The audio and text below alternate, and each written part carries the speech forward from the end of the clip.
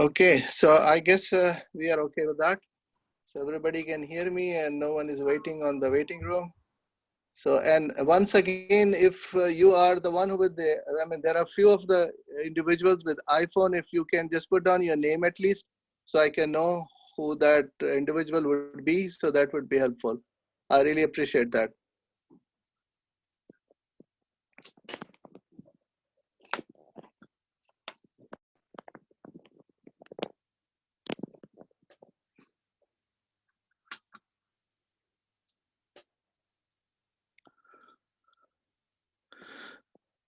So everyone can hear me now?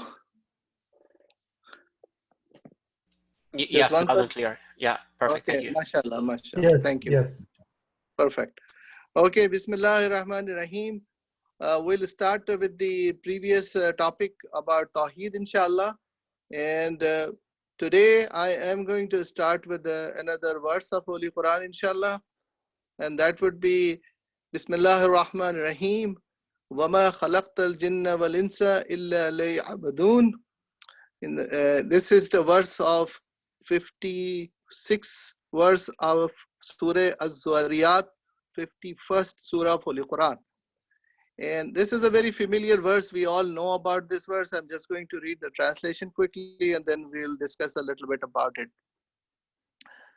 And tell them that I have not created the invisible beings, which are jinn, and men to any end other than that they may know and worship me. So in this verse of Holy Quran, Allah subhanahu wa ta'ala is letting us know that the purpose of creation of jinn and ins, jinn and human beings, are nothing else but to worship him. So that is our purpose of creation. And we should always remember that this is the purpose of creation in every sphere of our life. Many a times when we forget the purpose of creation, things happen. And Allah subhanahu wa ta'ala, He's so merciful, He's so just, and He wanted us to be successful in this life and hereafter. So He would give us a chance to recover ourselves, to be ready for that, prepare ourselves to get to the right track. And these are some of the, the objectives. So we have to go and revisit ourselves, remind ourselves the purpose of the creation. One thing we all know that Allah subhanahu wa ta'ala, when He has created us, jinn and ins, He could have easily created us with the option of saying, this is also another verse of Holy Quran. I'm just going to refer it very quickly. This is Yaqulu lahu kun fayakun, which it says, He says unto be, and it is. This is the Surah Baqarah, ayat number 117. And this is a topic which we have discussed in very great detail. I'm just going to summarize it very quickly in order to get to the topic which I wanted to discuss tonight, inshallah, this evening. So the first option of Allah subhanahu wa ta'ala, the way Allah subhanahu wa ta'ala's will can easily, understandable, is the takwini. So the way, I'm sorry, before I go any further, you guys are looking at the screen. Can you see the screen where the verses of Holy Quran are showing and the translation? No. No? No, you probably are not sharing that part. Did you share your screen or? Okay, give me I did share the screen, 1 second. Let me check again because that happened last time also. Oh my God, okay. I'm sorry about that, I apologize. That happens also last time when I was like way up in the discussion and I realized that the screen was not properly shared. So again, technical difficulty, sorry about that, I apologize. Go again, I have talked about the verse of Holy Quran. I hope everyone can see that now. This is the verse of Surah Zariyat, and we talked about the purpose of the creation of Allah subhanahu wa ta'ala for jinn and ins. And also we have just mentioned about the other verse of Holy Quran, which is Surah Baqarah, where Allah subhanahu wa ta'ala, He would have to have a decision is the Mashiach of Allah. It's doesn't Allah subhanahu wa ta'ala don't have to speak anything. It's the decision of Allah. When it happens, it happens. Meaning there is no time lag when a decision is being done by Allah subhanahu wa ta'ala. So the point which I wanted to mention here is the purpose of creation of Allah subhanahu wa ta'ala is saying for jinn and ins is nothing except for his worship. That is the purpose of creation. And Allah subhanahu wa ta'ala could have very easily created all of us and would have said, yes, worship him, and that would be it. And then there would be no choices. So Allah subhanahu wa ta'ala can give a takwini hukum, which is the instant order of Allah subhanahu wa ta'ala, and Allah's will make it happen. Meaning all the jinn or ins, if he would want it that way, he would have said all the jinn or ins should worship him, and that's about it. Then there would be no chance of any discussion. Allah's will, and it will happen. Meaning you can see all the angels. All the angels are created just because they are created only to worship Allah subhanahu wa ta'ala by the hukm takwini. So they do not have any other choice. Meaning they don't even think of any other options. The options are only given to human beings and jinn. And the why they have been given an option? Because Allah subhanahu wa ta'ala has given them an aql to make decisions, and they will make decisions based on their own liking and disliking and their choices. And the other option, which is tashri'i, which is a conditional, meaning cause and effect. If you do this, it will happen. So the hukum of Allah subhanahu wa ta'ala here is that Allah subhanahu wa ta'ala wants all the jinn or ins to worship him, but that is not a takwini hukum, meaning Allah subhanahu wa ta'ala has not ordered it that all the jinn or ins would worship, and they would have worshipped. They would have no choices. Now, he did not want it to do that because he wanted to give us choices. That is known as free will. And then this is a decision-making authority given to us. Allah subhanahu wa ta'ala has guided us. How he has guided us? He has sent the prophets. He has sent Holy Quran with the prophet, and that is our guide. That is what Holy Prophet has lived among us, among human beings. He has showed the way of path of Allah subhanahu wa ta'ala, and he has given the Quran, teachings of the Quran to all of us. So this was the way we were taught to worship Allah subhanahu wa ta'ala. Again, taught to worship Allah subhanahu wa ta'ala on our own free will, on our for desire. Allah subhanahu wa ta'ala in Quran has already said that the purpose of creation is to worship him. So now how do we achieve the purpose of creation is upon ourselves. We have to go through the teachings of Holy Quran taught by us, our Holy Prophet, and then read through the Quran and understand the purpose of creation. And from that, we have to make a decision on that. So in case if we have to worship Allah subhanahu wa ta'ala, we know this is the time of, let's say, this is the time of Salat of Maghrib prayers. Each one of us knows how to worship now and where to worship and what is the worship, method of worship. All the things have been taught to us. Now, again, it is again the decision of a personal human being. That means a human has to decide, am I going to stop what I'm doing and go to worship Allah subhanahu wa ta'ala, or I am going to delay the prayers? That means he knows he has to pray or she has to pray, but the person decision is personal decision. You want to do it now or you wanted to delay it? Or there would be individuals, God forbid, they would say, well, if I miss a prayer here or there, so what? So that means in order of priority of in their mind, the priority may not be the worship of Allah subhanahu wa ta'ala.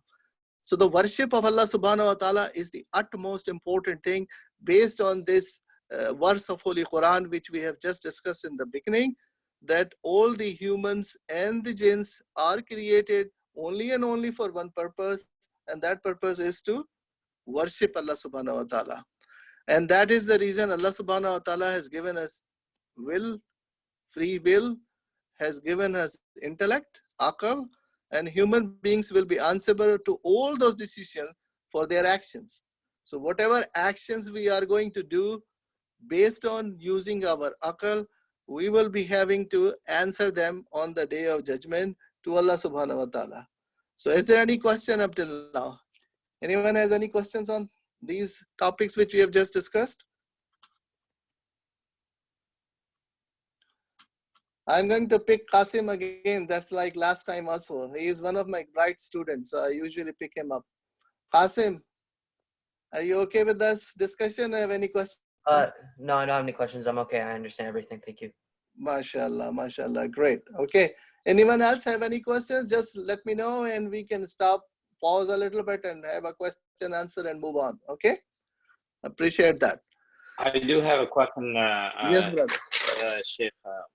Yeah, go So ahead, you presented the أعوذ بالله من الشيطان الرجيم وما خلقت الجن والإنس إلا ليعبدون in a way that almost raises a question that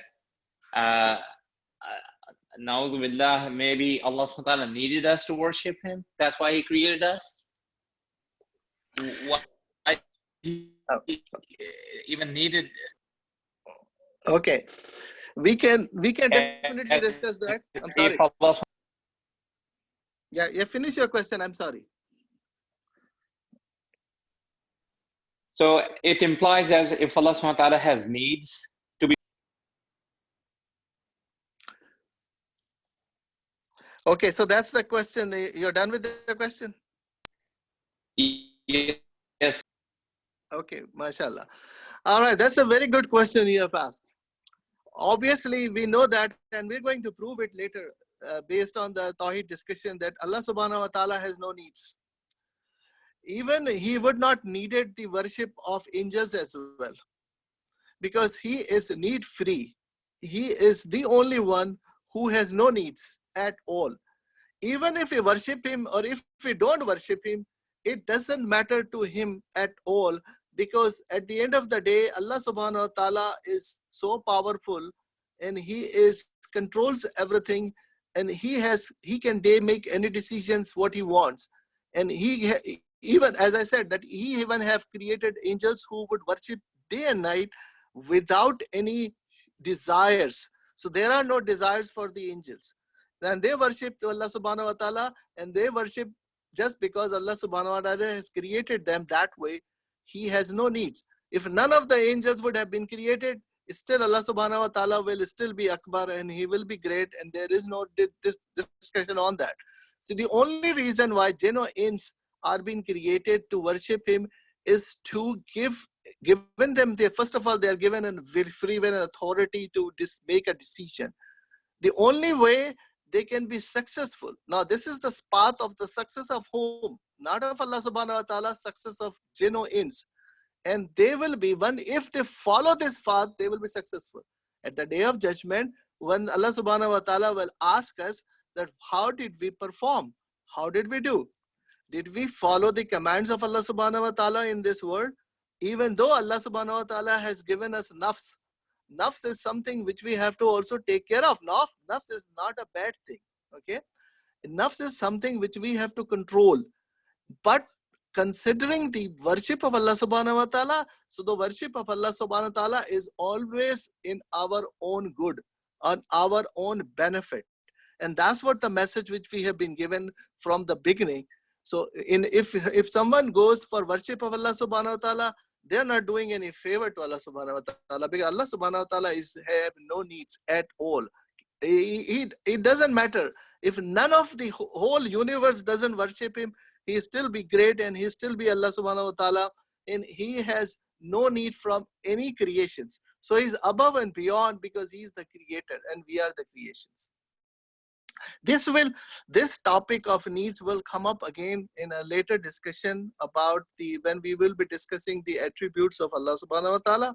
So just hold on to this question little bit later. When we come to that point, inshallah, we will continue with that further discussion on this various attributes of Allah subhanahu wa ta'ala. All right. Any other questions?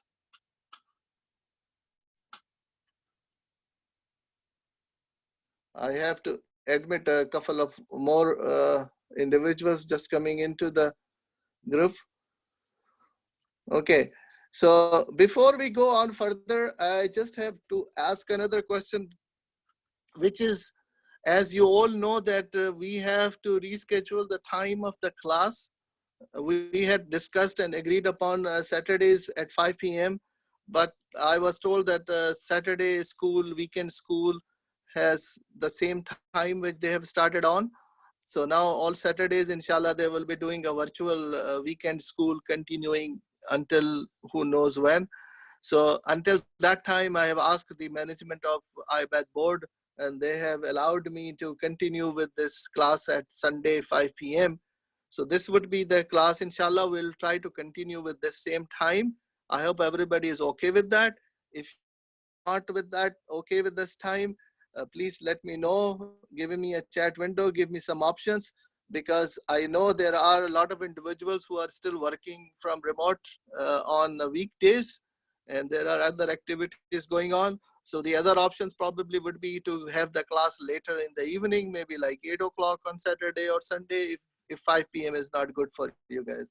So just let me know, send me a message. Secondly, I have also asked one other request on the last class, was to give me some feedback and also give me any topics which you would be interested to discuss. And inshallah, we will go with that. So I got a few feedbacks, but a lot of people haven't given me any feedback. So I would encourage the individuals who have not given me any feedback. So please go ahead and give me feedbacks if possible. And that would be helpful for me. Okay. So with that, let's go back to the topic we were discussing. I think everybody is okay with the concept of takwini and tashri'i, which we talked about a few minutes ago. Yeah, thank you. All right, mashallah. Sayyid Hassanan, I have one question. I'm not sure if, please. there is a hadith Qudsi. It says, كنت كنزا مخفيا فأحببت أن أعرف فخلقت الخلق لكي أعرف. So I mean, it seems here like, Allah subhanahu wa ta'ala is implying that, I'm not sure how true is this hadith Qudsi. So it feels like, Allah subhanahu wa ta'ala, that he was a hidden treasure and he wanted people to know him. He wanted like, his creature to know him. So he created them. So I mean, I'm not sure. I mean, like, you feel like, it's kind of, is he in need for to create somebody to know him? Well, brother, your question is also related to the earlier question which you have with the brother Mazhar was talking about. So I will try to answer that in a way that no, he has no needs. And as I mentioned earlier, we will be discussing in more detail about the attributes of Allah subhanahu wa ta'ala when we will have more discussion on the need topic, because that's one of the things which some people or someone would possibly can think about it, that Allah subhanahu wa ta'ala might have any consideration of any needs, but there are none. Allah subhanahu wa ta'ala, and any act which is performed related to humans and jinn, based on this verse of Holy Quran, this is what it says is, and you have mentioned a very good hadith of Hadith Qudsi about the, what was the Allah subhanahu wa ta'ala wanted to be known, in a sense that it would, open up his, would say the attributes to the creations. And the best of the creations is a human being. And we know all that best of the creation is human being, because a human being has aql, have intellect. They can make decisions. They can distinguish between things. They can decide of what is right and what is wrong, what is better and what is worse. So that is the essence of human beings, which is given to by Allah subhanahu wa ta'ala. And human beings, first of all, has to recognize that anything or everything which Allah subhanahu wa ta'ala has created for the betterment of human beings, for the benefits of human beings, even the other creations. If you look up the other creations, meaning let's say animals or plant life, or the stones and mountains and rivers and trees, and anything which has been created by Allah subhanahu wa ta'ala has a purpose to serve. And mostly the purposes are to get betterment to human life, mostly because humans is the best creation of all. They are better than angels. Why? Why human is better than angel? Because Allah subhanahu wa ta'ala, angels have not given him any desires, and humans are being given desires, and then they have been given intellect, and then they have been guidance. So they have to use their intellect, they have to use the guidance, and they can be better than any other creations created by Allah subhanahu wa ta'ala. So these are some of the things when we going to discuss further on, that there are no needs by Allah subhanahu wa ta'ala. This will come up in more detail with the other attributes of Allah subhanahu wa ta'ala, inshallah. So just hold on to this question. We will come to that, inshallah, and then we will discuss further too. So right now we're just establishing that Allah subhanahu wa ta'ala, the purpose of creation of human beings for their betterment, for their own benefits, was to be worship Allah subhanahu wa ta'ala, and that is why we are here. And once many a times it happens that human beings, because of the nature of human beings, they forget things very easily. And because Allah subhanahu wa ta'ala loves us so much, he wanted all human beings to be in the best place, not in this world only, but the hereafter as well. And we know what is the best place. That best place is Jannah, inshallah. So Allah subhanahu wa ta'ala want all of us, all the creations of human beings to end up in Jannah. So how can we end up in Jannah, all of us, if we still liable and possibly can make mistakes and make things which are shortfalls, possibly not properly worship Allah subhanahu wa ta'ala as the way we're supposed to be worshipping?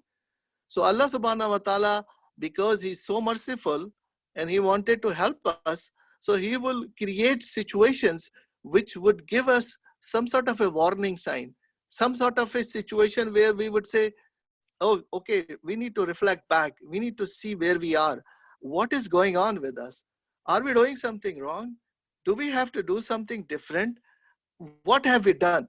So this is a perfect opportunity in this world at this time, and to take the best out of that is to reflect back and see what have been done wrong, and if we have not done anything wrong, and if we are on the right path, how can we get closeness to Allah subhanahu wa ta'ala? What are the methods where we can make ourselves better person, a better human being, a better person who would have a better, becoming a better worshipper to Allah subhanahu wa ta'ala? So let's move on a little bit, and I'll talk a little bit more about the closeness of Allah subhanahu wa ta'ala and what we should be doing and what are we doing. So we have to analyze ourselves, inshallah. Is that answer your question a little bit, Brother Ali? Yeah, thank you, Sayyid. I think you did good. Because hopefully next time I have more questions about this same topic. Yeah. Inshallah, we will discuss that at times when we get to that. Thank you, Sayyid. Thank you for the input. I appreciate all of you to ask questions and see if I can relate to that. And if there are questions, I don't claim that I know everything. I'm just a very simple and ordinary student of faith, and I'm still learning. And there are a lot of questions which I don't know the answer to, and I have to go to my teachers in order to get an answer. So bear with me, but whatever I know, I will definitely want to share with you guys, inshallah. Okay. So now let's come to this topic of what are the niyyah for all worships. Any worship which we do, we have the niyyah of qurbatan ilallah, that is closeness to Allah subhanahu wa ta'ala. Every worship which we do, any worship which we do, and those are the list of furu'i deen, which are the ones which we have to act. And if you remember the last discussion we had in the first class, we have kind of divided into three categories. The first one about the AQAID, which is the beliefs. The second part was the actions, which are the working on the fiqh, and that is being governed by we have to go by our Maraja Karam, who would give us the details of how do we worship, and that is being given, that is known as fiqh. And the third one is ikhlaq. We talked about that also a little bit last week, yes. So the topic which is here is any worship, which is worship means we are just confining ourselves on those worship where a niyyah is required. There are worship where you don't need a niyyah, and we will discuss them later. So this is the Furu'i Deen, which is salat, fasting, hajj, zakat, khum, jihad, amar bil ma'ruf, nahy al munkar, tawalla, tabarra. And you can read from there. I mean, I know everybody knows about it. It's not to repeat everything here. The objective of mentioning up all these activities, all the worship options, is just to mention that each one of those, any which we do, we always have the niyyah of getting closeness to Allah subhanahu wa ta'ala. Without the niyyah of getting closeness to Allah subhanahu wa ta'ala, the worship would be even come to close to acceptability. Only Allah subhanahu wa ta'ala knows if it is acceptable or if it's not acceptable. It's only, all the worship, first of all, the desire is to get closeness of Allah subhanahu wa ta'ala. Second of all, if you will, we have to be pure, meaning khalis. We have to make our intentions very, very, very pure. I mean, saying that is very easy. Now let's a little bit analyze some of our worships and see where we are, and we can relate to it possibly, and we wanted to have our worship in such a way that we would do something which is acceptable to Allah subhanahu wa ta'ala, which would result in actually getting closeness to Allah subhanahu wa ta'ala. If we are really getting closeness to Allah subhanahu wa ta'ala, that means our worships are acceptable. We are getting closer to Allah subhanahu wa ta'ala, and we are achieving success. In case if it is not resulting in the same situation, that means there is something wrong, and we have to reflect back and look at it and see what are we not doing right. Anything which is not giving us closeness to Allah subhanahu wa ta'ala, our objective is to have them revisit, make sure there is a chance we're still living, and until we live, there is always a chance of getting improvement, being a better person, being a better human being. Getting closeness to Allah subhanahu wa ta'ala is the objective. Now let's talk about our salat. Before I do that, I don't know how these lines have been created here. I'm not sharing anything, but I don't know if you guys are seeing this. Are some lines on the screen? Yeah, we can see them. I don't know where this came from. I didn't not even touch anything on the screen or anything. But anyway, I'll have to figure it out what has happened and how do I get this out of. Anyway, I don't know if it's bothering you guys or not, but it's bothering me a little. But just bear with me and see if I can figure that out and get it out of the way. Sorry about that. If you are looking at the screen and it's not looking nice and pretty. But hopefully we will figure that out. So let's talk about our salat. So we are supposed to be doing our salat. How do we supposed to be doing our salat? So I'm going to pick someone and ask this question. Mehdi, can you answer that? What is the, when we are doing a salat, what should we be thinking when we are doing salat? Mehdi Hussain, should I unmute you? And you know how to do that? So how do you do namaz? Wait, I'm sorry. Can you ask the question again? Okay, sure. The question is, we are supposed to, when we are supposed to make a salat, how do we make sure that the salat, not only the pronunciation and everything, what our intention is to get closeness to Allah subhanahu wa ta'ala. Yeah. So what do you expect that a person should be doing?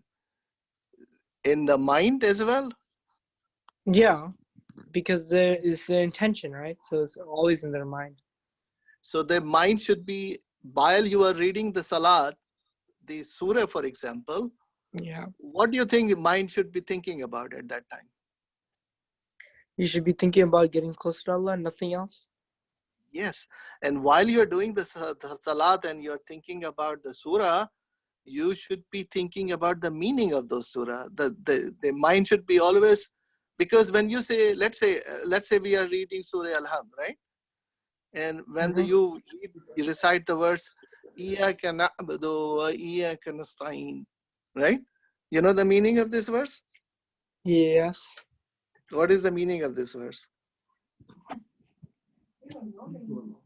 I think it's pray to Allah. Okay, very good. And to who we ask. Okay, we only and only pray to Allah, okay, and we only ask From Allah. from Allah. That's it. Okay.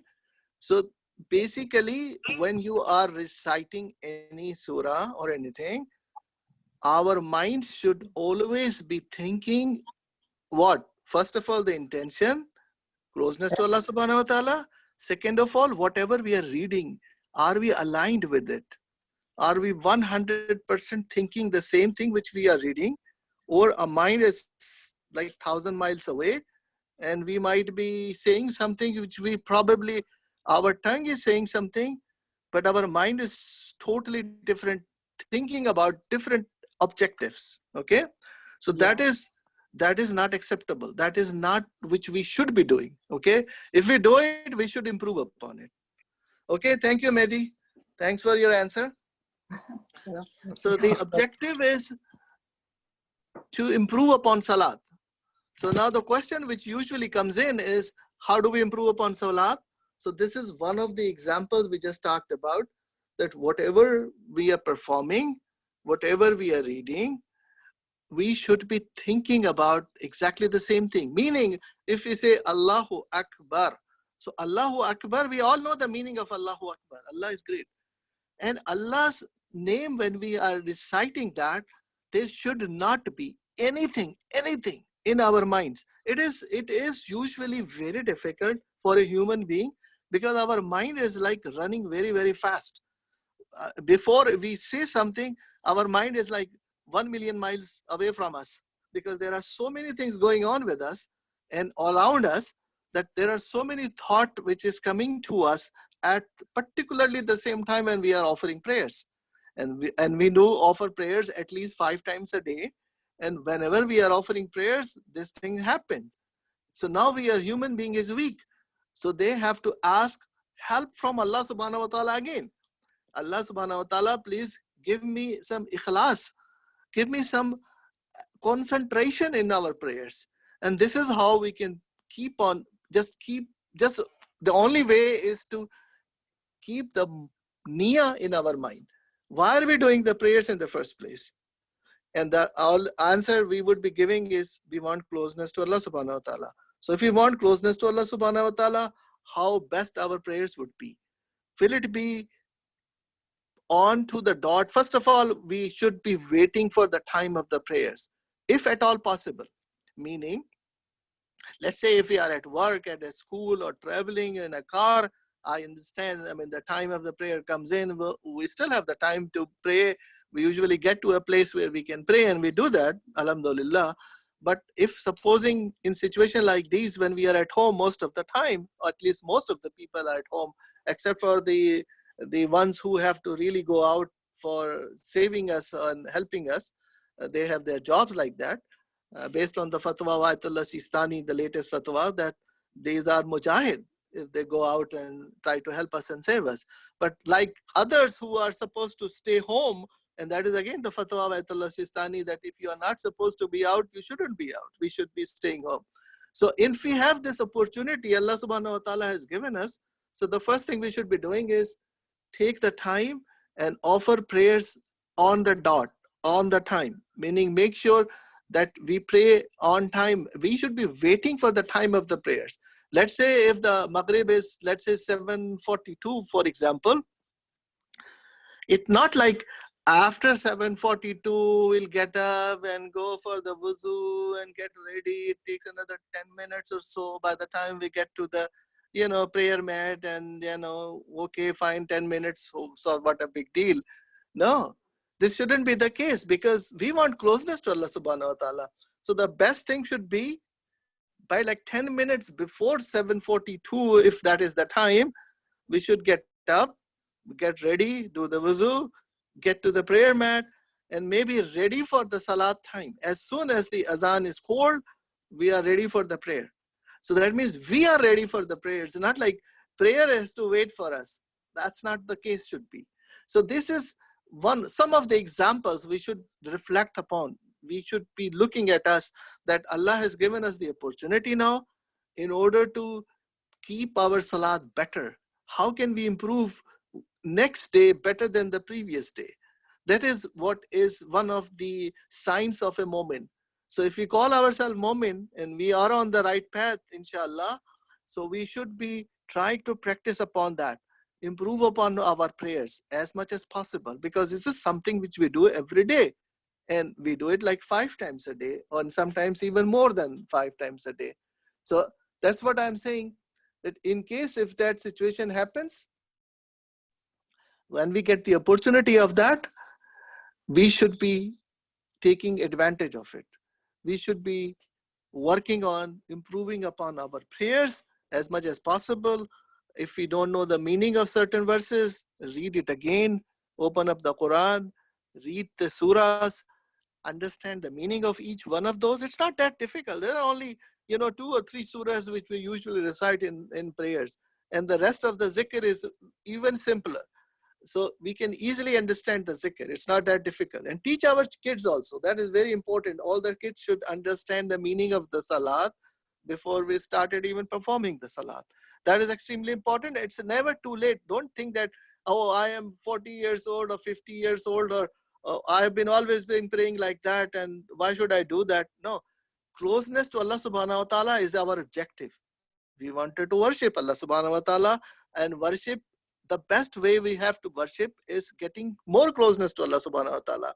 So then you will know that we are close to Allah subhanahu wa ta'ala when a point of time will come that you get itminan in your heart. What is the meaning of itminan? More patience. Point is that you would not be worried about anything else. The worry in the heart will go away if we are getting closeness to Allah subhanahu wa ta'ala. Meaning what? If we go to prayers and if we have done the prayers, we will feel that we have got closeness to Allah subhanahu wa ta'ala more than we were doing before the prayers. And now all our worries are gone. Allah subhanahu wa ta'ala is there to take care of us. Allah subhanahu wa ta'ala is there to take care of our needs. All the needs, every need, because He is the only one who should be we should be worshipping, and He is the only one who should we be asking from. We say it every day in the Surah Al-Ham. We just recited about it a few minutes ago, that we ask everything from Allah subhanahu wa ta'ala. So if we ask everything from Allah subhanahu wa ta'ala, our iman should be a lot better. Our closeness to Allah subhanahu wa ta'ala will be all better after the salat. Every salat will make us better mu'min, a better closeness to Allah subhanahu wa ta'ala, a better worshipper to Allah subhanahu wa ta'ala. So these are some of the things which we can all reflect upon in everyday life, and inshallah all our ibadat will get better, meaning more closeness to Allah subhanahu wa ta'ala, and that would some results obviously in this life as well. We're not talking about the barzakh, we are not talking about the day of judgment yet, we're not even talking about the Jannah, and also possibly on the day of judgment. So we are just talking about getting benefits in this world, and we should always be focused on getting closeness to Allah subhanahu wa ta'ala. So all those worships which are here as furu'id-din, we should be giving special attention. We should be trying to get some closeness as much as possible. So now, once we know that Allah subhanahu wa ta'ala wants us to worship Him, not for His benefit, our benefit. Secondly, He wants us to do the worship to get closeness to Allah subhanahu wa ta'ala, so we can see better, benefits of getting closeness to Allah subhanahu wa ta'ala. So now I am going to, go through this another verse of Holy Quran, which also talks about. And this is the portion which I wanted to focus on. This is the Surah Qaf, verse number 16 of Surah number 50. And this is Aqrabu ilahi min hablil warid. And the translation up here for the whole verse is given. We are closer to Him than His jugular vein.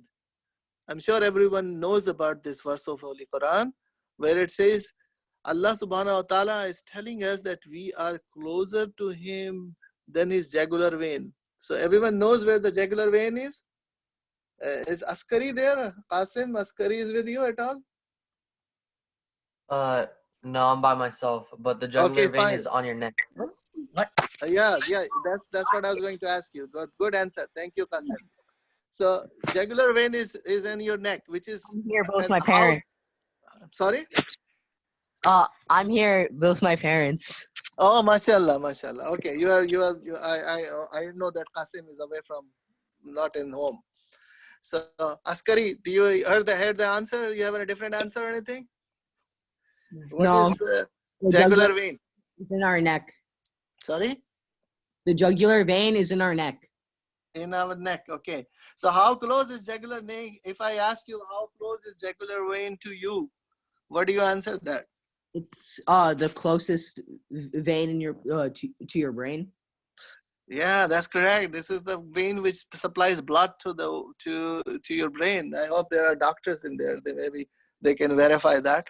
But that's all most people know about that, right? That is the more important vein which is there in order to.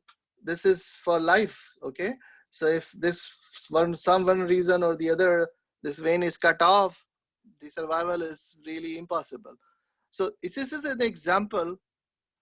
Okay, so it doesn't supply blood to the brain, it takes blood away from the brain. Okay, that's the answer I got. Very good, thank you. So this is the closest vein which is there. And Allah subhanahu wa ta'ala, this is a tamsil. Tamsil means an example to make us understand. Okay, Allah subhanahu wa ta'ala is very, very close to us, meaning what is the part where we start thinking, but most people have different understanding of that. It's a brain activity or it's a heart thing, and qalb means what. There's a lot of discussion on that. I am not going into that discussion. The only thing which I wanted to say is Allah subhanahu wa ta'ala here in Quran is saying that I am closer to you. Jugular vein meaning I am very, very close to you. I am very, very, very close to you. What does that mean? Why is he saying that? That why we are very, and he is very close to us? Because even if we think something, forget about saying something. Even if we think, if we have some thoughts in our brain, in our mind, he would know about it. There are no thoughts in our mind which he would not know about it. So he's so close to us that he can know our thoughts. So if we are thinking something good, Allah subhanahu wa ta'ala knows it, and that is the reason why he get reward for all of our niyyah. If we make a niyyah that we are going to help somebody, okay, by money or by some other method, Allah subhanahu wa ta'ala give you a reward already. I mean, angels will write some deeds in our Nama Amal, saying that okay, this person is thinking about doing something good. And when we have done with that, we perform that act, Allah subhanahu wa ta'ala says to angels, go ahead and write 10 of those rewards to this person. So generous, Allah subhanahu wa ta'ala. He gave us more than we would even deserve. So see how generous he is, see how he closes. So even if we think about something good, he would say, okay, write it down and take the advantage of that. So now he is so close, and we already learned that he is close and he listens to us. All right. So let's move on. We have this another verse of Holy Quran, and we do this many, many times and all the time. This is a very famous verse of Holy Quran. This is Surah Namal, and the verse number is 62 of 27 number Surah. Amma yujibu mustarra iza da wa yaksifu su. We always recite that, and it is recommended to recite this verse many, many times when we are in distress, when we are in difficulties. And who is that responds to the distress when he calls out to him? So he is the only one who can remove the difficulty from us. And that because he is close to our jugular vein, he is the only one we can worship to him. He is the only one who can remove the difficulties. And that is all the reasons why we should not be worshipping Allah subhanahu wa ta'ala, why we should not be asking from Allah subhanahu wa ta'ala and no one else. This is all these verses are proving that we should be asking from Allah subhanahu wa ta'ala whenever there is a need, there is a help. And believe me, and if you look around, human being cannot survive without the blessings of Allah subhanahu wa ta'ala, even for a millisecond or a microsecond, if you will. It's not possible.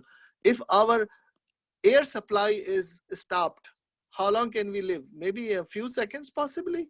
If our heart stop pumping, if our brain activity goes down, it's only a matter of seconds when the body start shutting down itself. So how much we need blessings of Allah subhanahu wa ta'ala, we don't even sometimes realize it. So that is, all these verses of Holy Quran is projecting that we are so dependent upon the mercy of Allah subhanahu wa ta'ala, that Allah subhanahu wa ta'ala, who is very close to us, he is closer than the jugular vein, and he is the one who can remove our difficulties whenever there is a problem, a situation where we need his help. And that is what has happened when we ask him. And then the next verse of Holy Quran, I think I have not much of a time, so I have a few things to cover, so I'll try to be a little bit quicker. This is another verse of Holy Quran, which is Surah Baqarah again, and where what is it says is, if my servant ask thee about me, behold, I am near, I respond to the call of him who calls. Whenever he calls unto me, let them then respond unto me and believe in me, so that they might follow the right way. Meaning, what it means is, it says that he is closer than anything else, and he responds to the call. Whenever someone calls him, he responds to the call, and whoever believes him, this is what belief means. Meaning, if we have a good belief system that Allah subhanahu wa ta'ala is closest to us, Allah subhanahu wa ta'ala can remove the difficulties, Allah subhanahu wa ta'ala who can accept our du'as, our supplications. So he is the only one who can accept our supplications. He is the only one who can remove our difficulties. If we ask something to Allah subhanahu wa ta'ala, if we go ahead and say, Allah subhanahu wa ta'ala, you are the only one whom we can ask anything, and he is always waiting for that. Whenever you say, yes, Allah subhanahu wa ta'ala, I want you to help me, and he is there to help us. And the next verse is also similar, where he says, Surah Ghafir, where it says, call unto me and I will respond to you. Verily, they who are too proud to worship me will enter hell. It's very clear that he expects all of us to worship him, to ask for whatever we have to. So his worship, we have to be asking everything to him, because he is the one who is the most powerful. He is the one who is closest to us. The one who can remove the difficulties. If there is a situation where we have to ask forgiveness, ask him his mercy, his blessings, and all the ni'mah which we get from him, we should be asking him day and night, every day. Especially in a time like this, when we are going through a calamity situation, we are in a distress situation, we are in a difficult situation, we should be asking him more and more and more. And who does not ask him? He said he is not happy with that. You know, why would you think that person would not ask Allah subhanahu wa ta'ala? What would be the possible reason? So anyone can give me a comment on that. Just give me some any comment from anyone. Why would somebody would not worship Allah subhanahu wa ta'ala? What it proves if somebody decide not to worship Allah subhanahu wa ta'ala? Any comments? It proves that humans are not perfect and that they can stray from the right path easily. No, my question is, if some human being decide not to worship Allah subhanahu wa ta'ala and not to ask anything from Allah subhanahu wa ta'ala, what does it proves?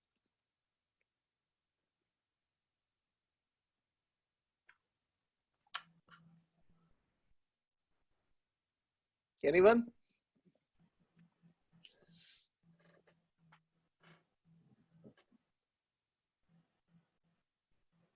That means if person is so arrogant. Asim, you understand? Yes. We are, as we just talked about a few minutes ago, that we are dependent upon the mercy of Allah subhanahu wa ta'ala.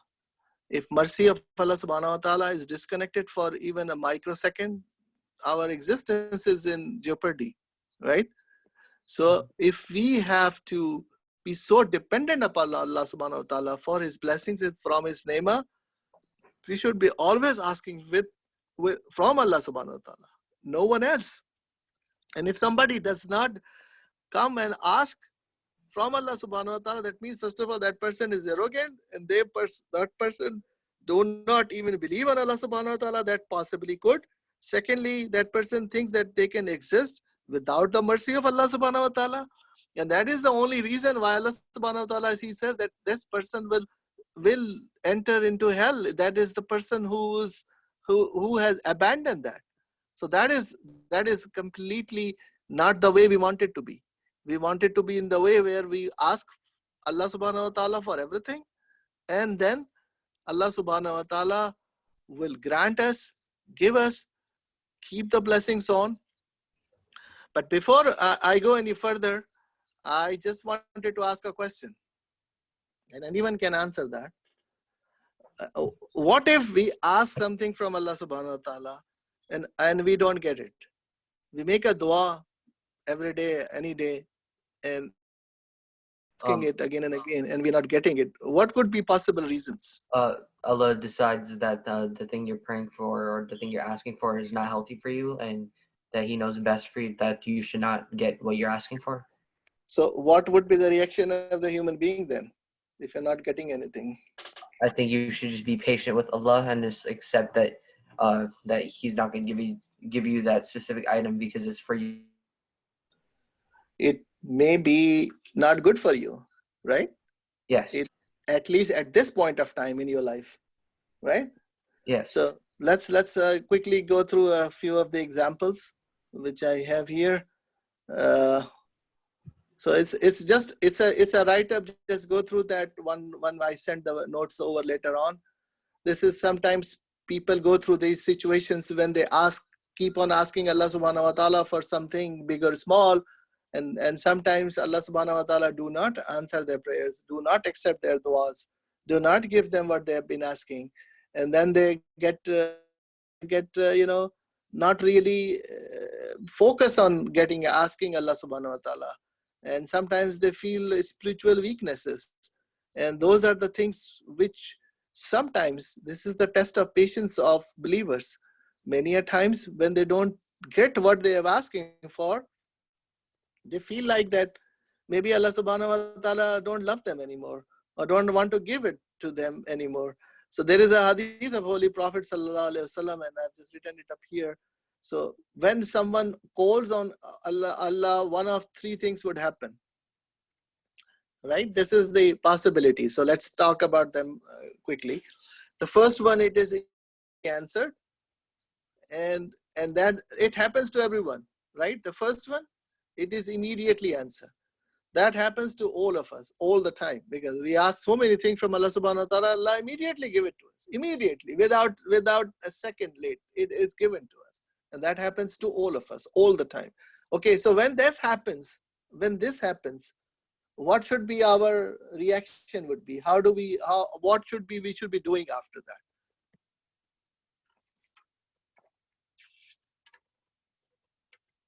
Ascertain your faith and try to reestablish the way of how our role models did it. They never tried to invoke anything, even in the worst of the calamity. Even though we are not at their status of Iman, yet we can learn from it that, subhanallah, there is always something good in it. Whether it comes, then it's good. If it is delayed, it's good. And if it doesn't happen, and something else that was going to happen to us is prevented. Yeah. You have answered basically all the points, but I was just saying the first one, if it is immediately answered, meaning if we get it immediately, first reaction should be thank Allah subhanahu wa ta'ala. Definitely, we should always be thanking Allah subhanahu wa ta'ala no matter what, because there are certain blessings which he gave us without even asking, right? And we know that. I mean, we don't have to be told over and over again. We know all that Allah gives us so much blessings without even asking. And this is something which we have asked Allah subhanahu wa ta'ala, and He has given us immediately. That is something which we should be thankful to Allah subhanahu wa ta'ala immediately. That's the first response. That's a very common response. Even if somebody is a wasila and somebody else is giving to you based on our answering of prayers to Allah subhanahu wa ta'ala, that is the person who is a wasila, who is the one who is giving it to us, even though it is all from Allah subhanahu wa ta'ala.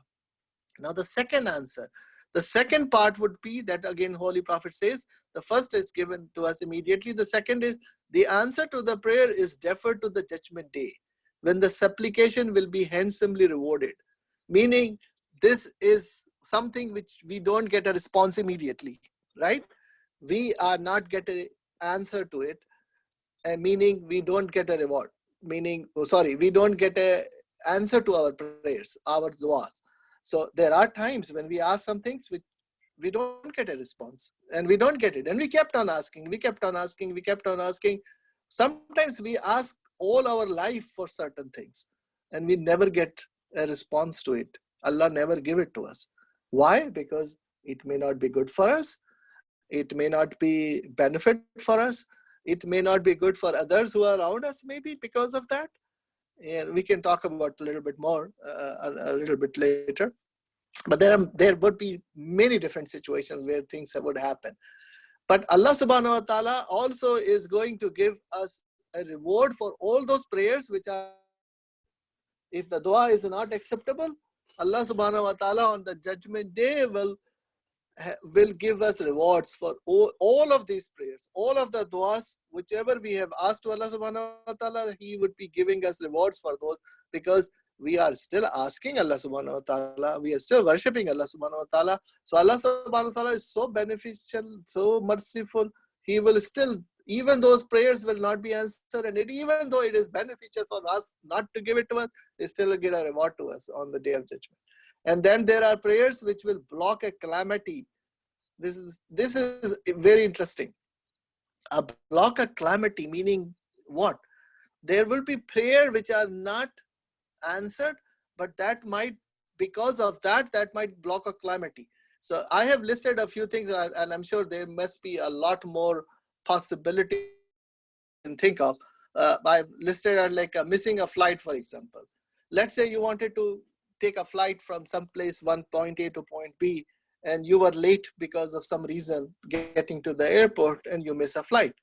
And that flight, when it took off, right after few minutes after takeoff, the flight get down for some reason. There was a malfunction or something, and the plane got down, and everyone on the plane got killed.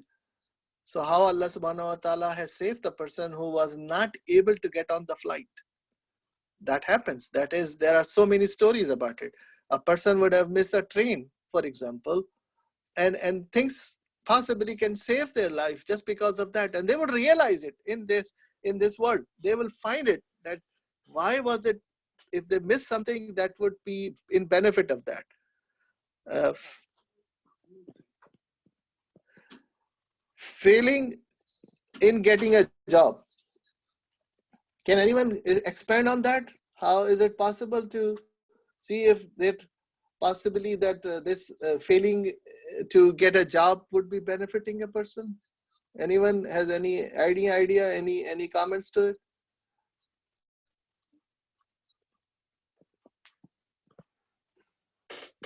Yeah, I mean, I'm not sure I can. Sometimes that job may have some bad effects on you. It may be inappropriate for you. Very good. Very good. It could be either health-wise is not good. Maybe the environment may not be good.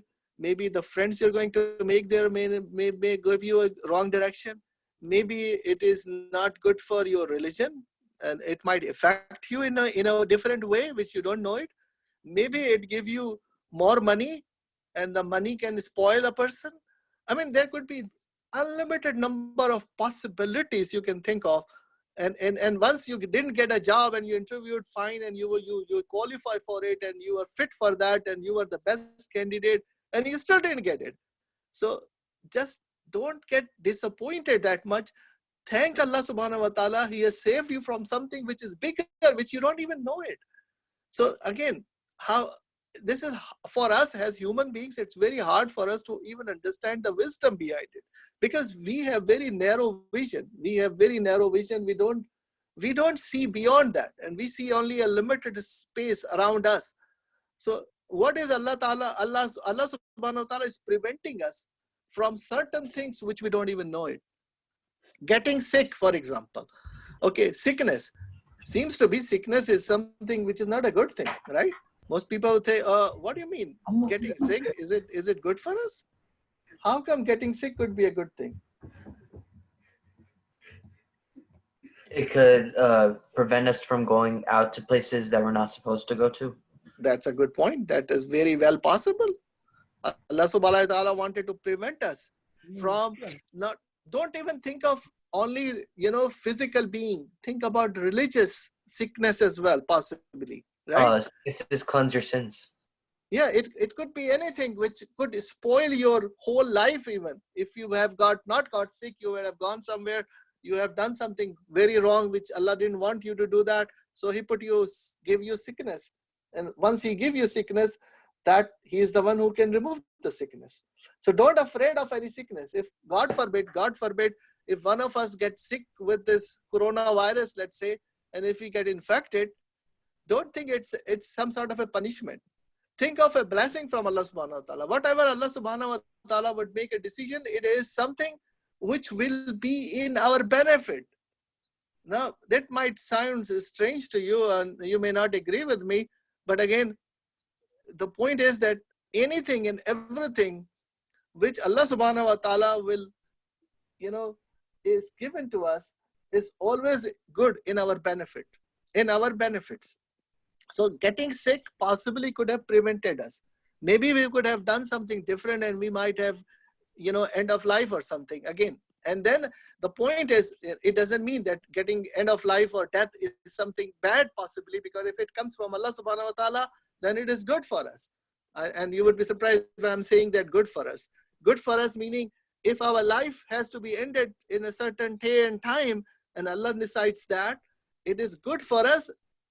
Well, accept it, it is good for us, because we have to be, good with whatever Allah chooses for us.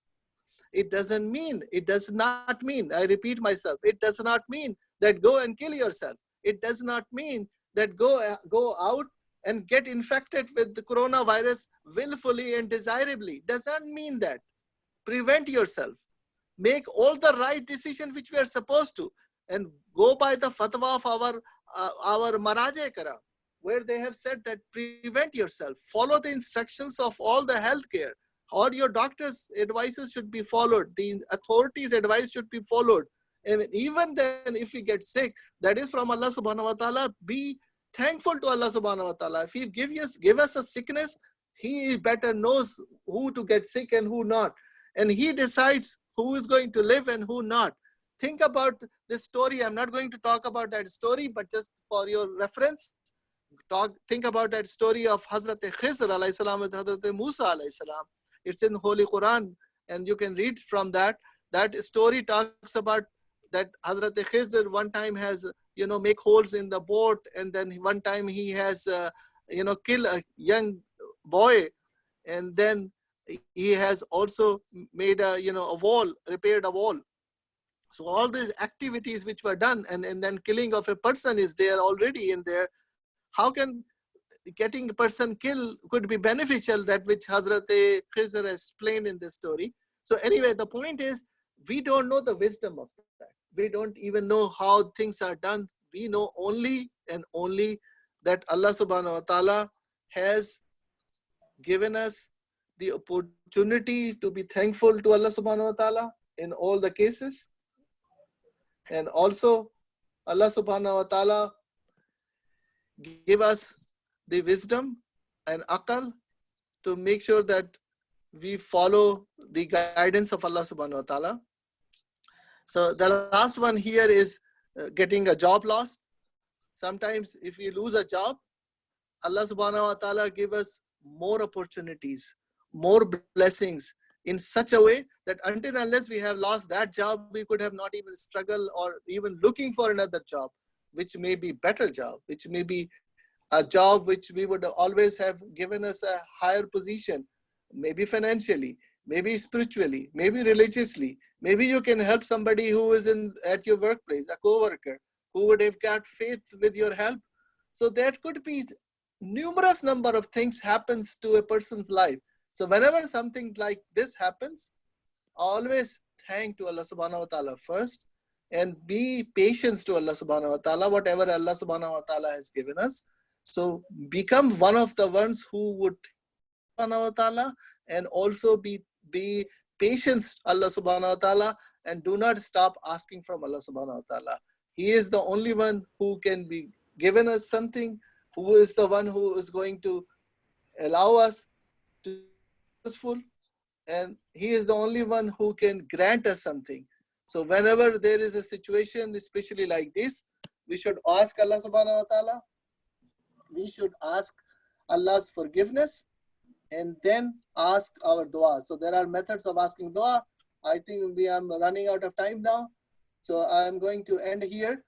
Before I end here, I just wanted to say that we will discuss a little bit more about the methods of asking dua from Allah subhanahu wa ta'ala. Before we get to the point, the next topics which I wanted to discuss are tawakkul. So after the finishing of the dua topic, I'll go with tawakkul, and I just listed here tawassul. How tawassul plays an important part.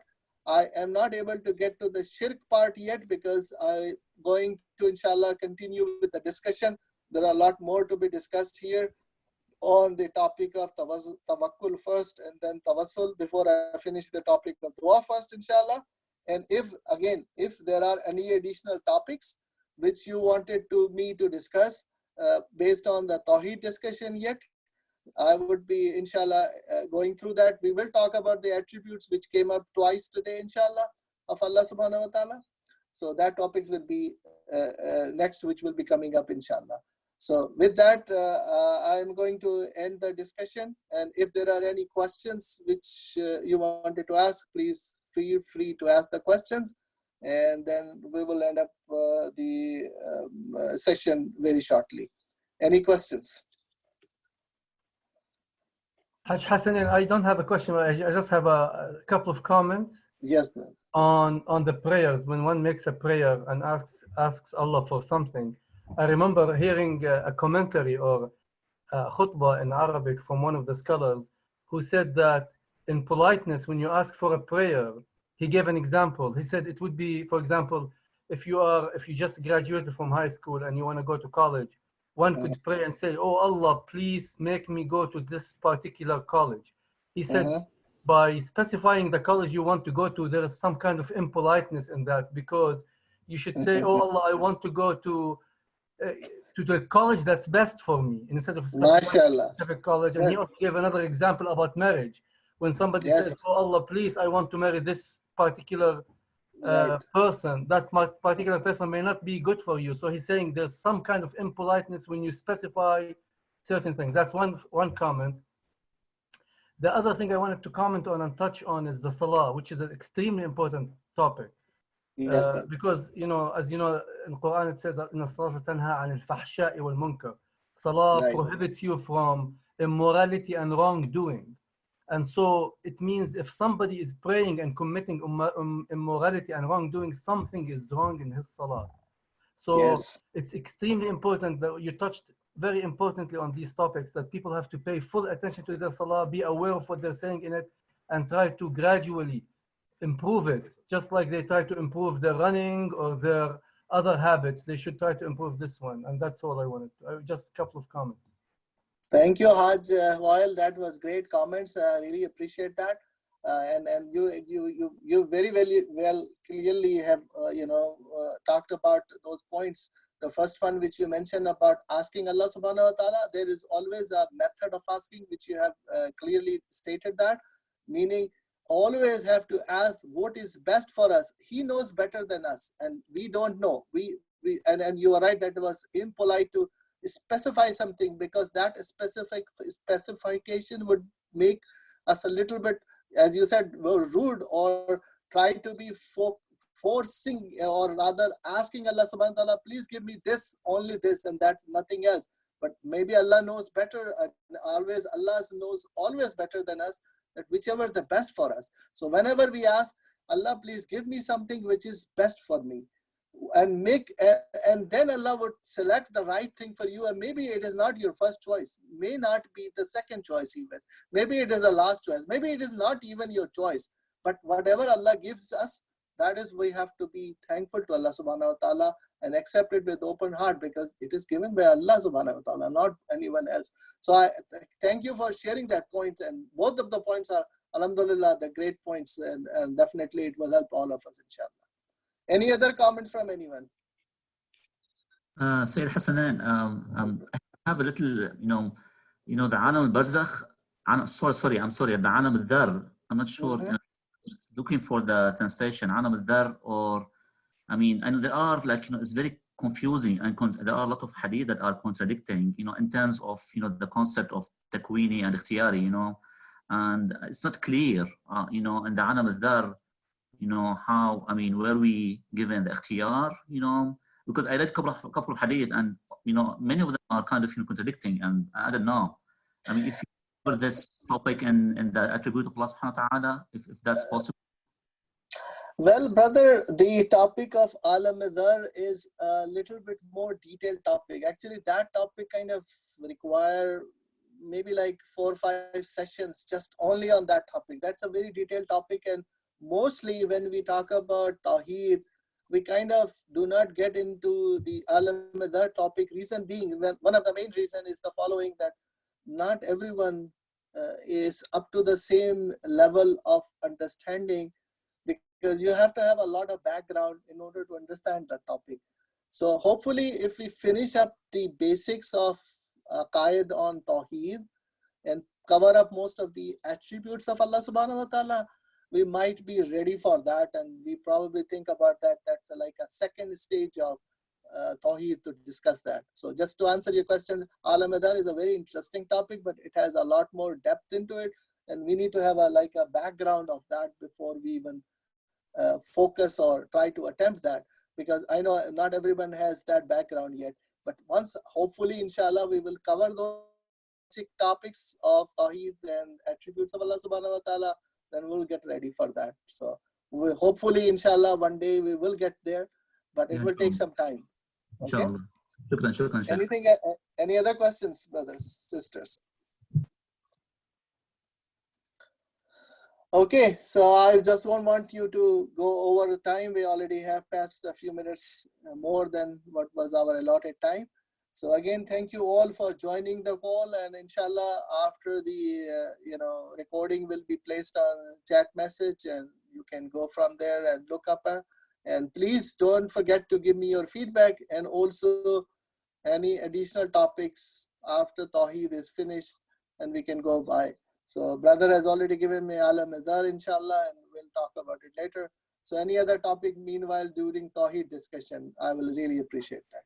So thank you very much, and we will do a Dua Imam Zaman before finish. Sorry, you have any question? Oh, no. I was just saying thank you. Okay. So I'm just going to recite Dua, and we will all recite, inshallah, before we finish. Bismillah ar-Rahman ar-Rahim. اللهم كن لوليك الحجة ابن الحسن صلاتك عليه ولا أبائه في هذا الساعة وفي كل ساعة وليا وحافظا وقائدا وناصرا ودليلا وعينا حتى تسكنه أرزك توا وتمتعوا فيها طويلا برحمتك يا أرحم الراحمين. اللهم صل على محمد وآل محمد الفرج. الله حافظ. Hafiz. Allah Hafiz. Thank you, Brother Hussein. Allah Hafiz. Thank Allah you. Hafiz. Thank you. Salam Allah. Thank you. I learned a lot today. Jazakallah for joining. MashaAllah.